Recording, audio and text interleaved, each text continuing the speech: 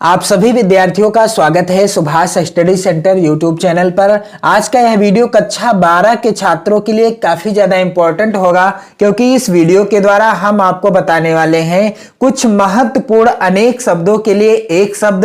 और ये जो हम आपको बताएंगे अनेक शब्दों के लिए एक शब्द, ये आपकी बोर्ड परीक्षा 2022 के लिए मोस्ट इंपॉर्टेंट है। इनसे अलग कुछ भी नहीं आने वाला। और यहां पर मैं आपको जानकारी दे दूं कि इससे रिलेटेड यानी अनेक शब्दों के लिए एक शब्द से रिलेटेड प्रश्न आपकी परीक्षा में कितने नंबर का पूछा जाएगा।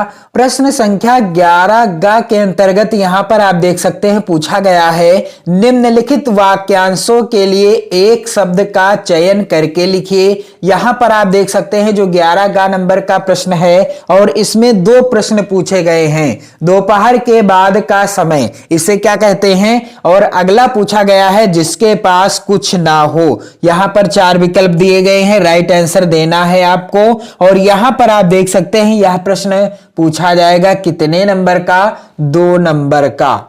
तो आज के इस वीडियो में मैं आपको जो महत्वपूर्ण वाक्यांश बताने वाला हूं काफी ज्यादा इंपॉर्टेंट हैं आपकी बोर्ड परीक्षा के लिए। तो चलिए देख लेते हैं। पहला क्या है? जो ईश्वर में विश्वास करता है। जो ईश्वर में विश्वास करता है उसे क्या कहते हैं? अर्थात उसके लिए एक शब्द क्या हो जाएगा? तो यहां पर हो जाएगा आस्तिक। उत्तर क्या हो जाएगा? यानी इसके लिए एक शब्द क्या हो जाएगा? आस्तिक। जो ईश्वर में विश्वास करता है उसे क्या कहते हैं? आस्तिक कहते हैं। तो आप इस वीडियो को अपने मित्रों में भी ज्यादा से ज्यादा शेयर करें, ताकि आपके साथ साथ आपके मित्रों को भी इन महत्वपूर्ण वाक्यांशों के बारे में जानकारी मिल सके और आपकी और आपके मित्रों की 2022 बोर्ड परीक्षा की बेहतर तैयारी हो सके। अगला क्या है? जिसको ईश्वर में विश्वास ना हो। जिसको ईश्वर में विश्वास ना हो उसके लिए एक शब्द क्या हो जाएगा?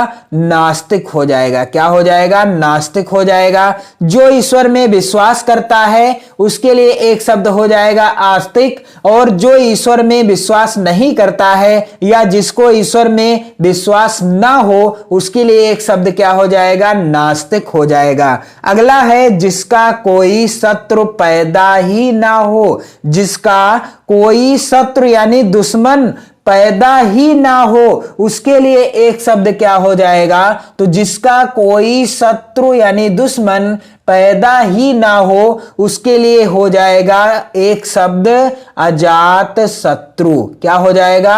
अजात शत्रु।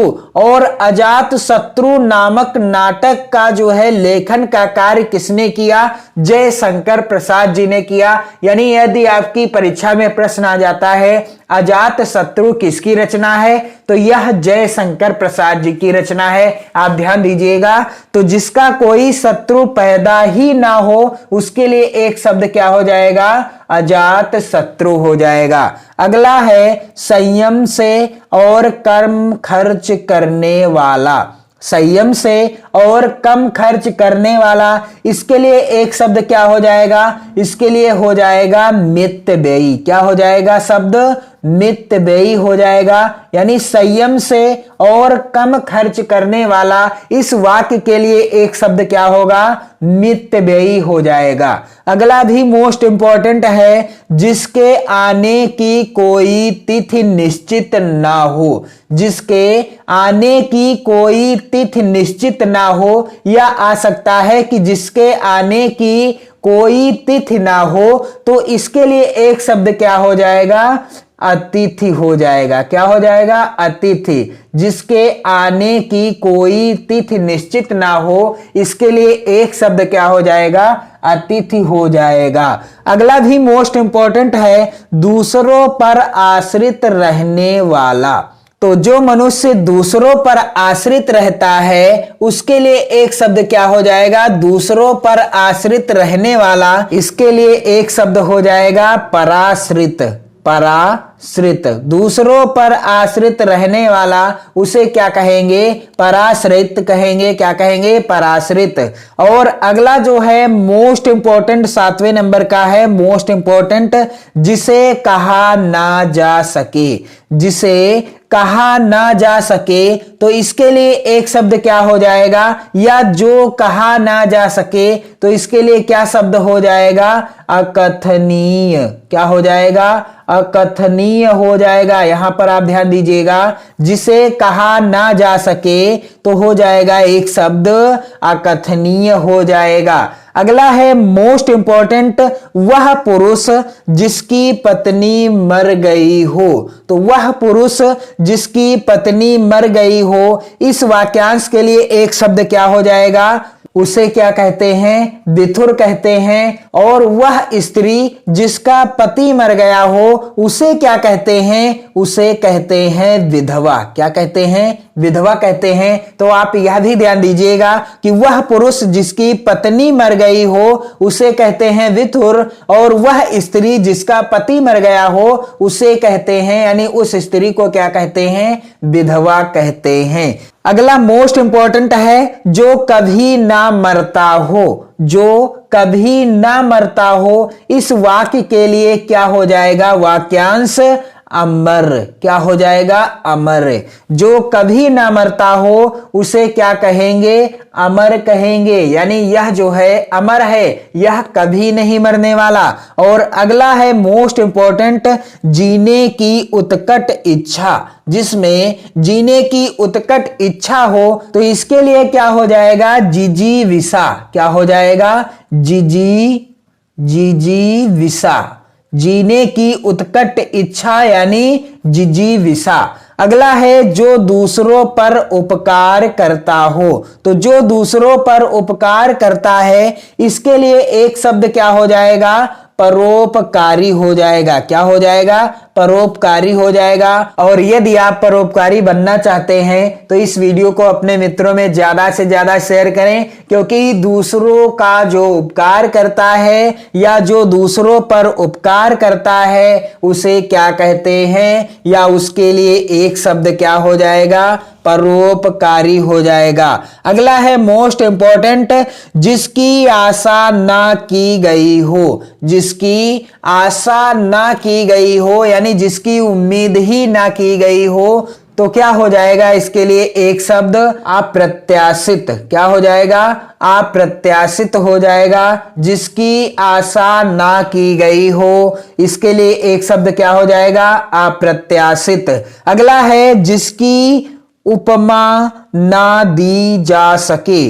जिसकी उपमा ना दी जा सके, तो इस वाक्य के लिए क्या हो जाएगा? एक शब्द अनुपम हो जाएगा। क्या हो जाएगा? अनुपम। यानी जिसकी उपमा माने यानी तुलना ना दी जा सके, तो उसे क्या कहेंगे? अनुपम कहेंगे। क्या कहेंगे? अनुपम कहेंगे। और अगला है, जिसकी कोई सीमा ना हो। जिसकी कोई सीमा ना हो, तो इस वाक्य के लिए क्या हो जाएगा? एक शब्द असीमित हो जाएगा। क्या? असीमित हो जाएगा। जिसकी कोई सीमा ना हो, असीमित हो जाएगा।